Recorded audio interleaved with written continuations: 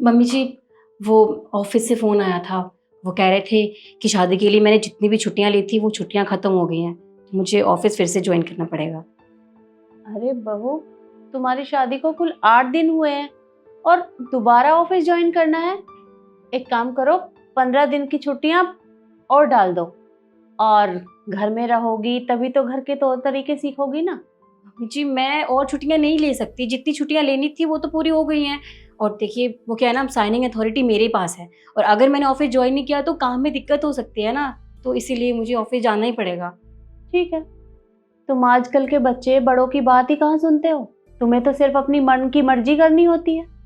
कोई बात नहीं बड़ी बहू, मैंने तुम्हें कामों की लिस्ट बनाने के लिए बोला था, बन गई? जी मम्मी जी। ठीक है, छोटी बहू के फोन पे भेज दो, वो देख लेगी। काम की लिस्ट मतलब?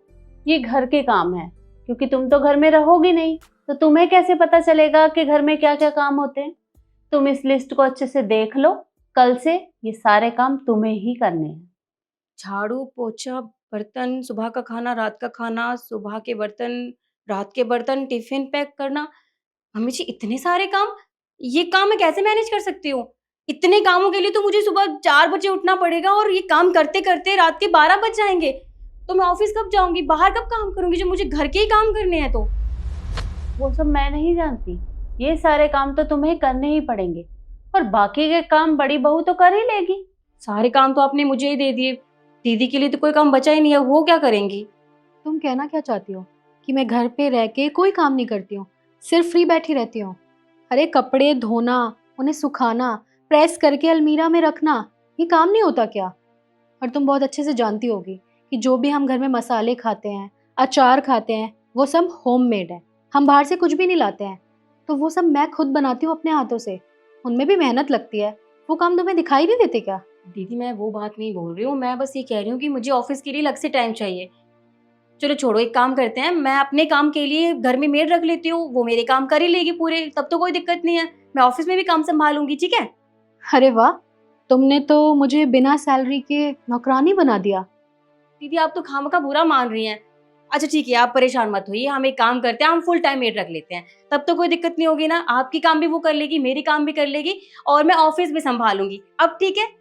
अगर तुम दोनों देवरानी जेठानी की प्यार भरी बातें खत्म हो गई हो ना, तो मेरी बात कान खोल के सुन लो। ये सारे घर के काम तुम दोनों को ही करने पड़ेंगे, चाहे इसके लिए तुम्हें अपनी नौकरी ही क्यों ना छोड़नी हो। नहीं छोड़ मम्मी जी, मैं नौकरी नहीं छोड़ सकती। आप अच्छे से जानती हैं मैं इतनी पढ़ी लिखी हूँ, मैंने इतनी पढ़ाई लिखाई क्यों की? घर में काम करने के लिए तो नहीं करी थी। मैं चाहती थी मैं बाहर ऑफिस ज्वाइन करूँ, बाहर काम करूँ, अपने अपने पैर पर खड़ी हूँ, लेकिन आप तो ये सब चाहती नहीं है। और आप मुझे एक बात बताइए, शादी से पहले आपने कहा था ना कि हम आपकी बेटी को आगे पढ़ने देंगे, आगे बढ़ने देंगे, तो अब क्या? जब आप नहीं चाहती थी तो उस टाइम मना कर दिया होता।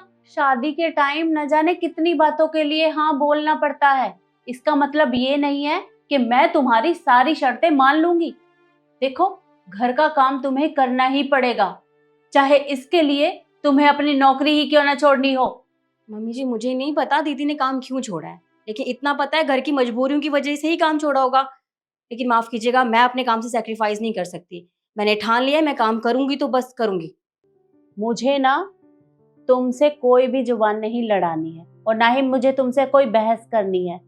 और तुम होती कौन हो घर के नियम और कानून बदलने वाली? मम्मी जी, नियम कानून होते ही बदलने के लिए हैं, और वक्त के हिसाब से बदल जाना ही सही है उनका। और आप एक बात सोचिए, आपका बेटा भी तो बाहर काम कर रहा है ना, उनके लिए कोई नियम कानून नहीं है, लेकिन घर की बहुओं के लिए नियम कानून क्यों? मेरा बेटा एक मर्द है और आदमी घर का काम नहीं करते। घर का काम सिर्फ औरतों का होता है और उन्हीं को शोभा देता है। वाह मम्मी जी, आपने सच में बहुत अच्छी बात कही है। मतलब ये सही है, नियम कानून बनाए जाते हैं घर की औरतों के लिए, घर की बहुओं के लिए, लड़कों को कोई फर्क नहीं पड़ता। मम्मी जी, आप ही वो लोग हो ना जो बाहर जाके बात करते हो कि हम तो अपने घर में पढ़ी लिखी बहू लेके आ गए, गलती कर दी, क्योंकि उस पढ़ी लिखी बहू ने बेटे को बिगाड़ दिया, अपने झांसे में डाल दिया उसे, जो वो कहती है वो करता है। जबकि बेटा तो बहुत श्रवण कुमार है ना, वो तो आपकी हर बात मानता है।